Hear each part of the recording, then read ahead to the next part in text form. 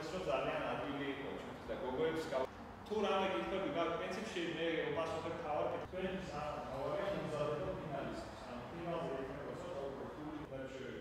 შესაბამისად რა თქმა უნდა მე მოგიწევთ მაგრამ როგორც კი თქვენ გადმოგეცეთ როგორი დიპლომი თქვენ არ გაიგებთ თქვენ არ ნახულობთ აი ეს ოდიშენ როგორც გამოცდილ ცოტა რთული იყო იმიტომ რომ ქართველი არ ვარ და გავხდი იმ ათეულში რა არ ვიცოდი მე მაგათ მე ამაკება რომ შენ გილოცავ და უფრო მობილიზებულად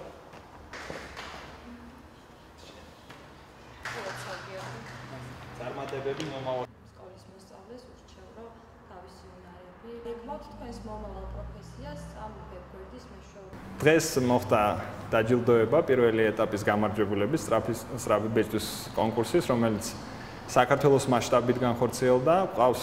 5 გამარჯვებული რეგიონიდან რაც სასიხარულო ფაქტია ზალზე და 5 თბილისის რეგიონიდან შესაბამისად ულოცავ მათ გამარჯვებას და უსურვებ წარმატებას წლის ბოლოს გრანდიოზულ ფინალში მონაწილეობაში უსურვებ წარმატებას. ცხოვრობ თბილისში ეს ამ კონკურსის შესახებ გავიგე მასწავლებლისგან და სწრაფად ბეჭდა სწორედ ამიტომ მივიღე მონაწილეობა ამ კონკურსში.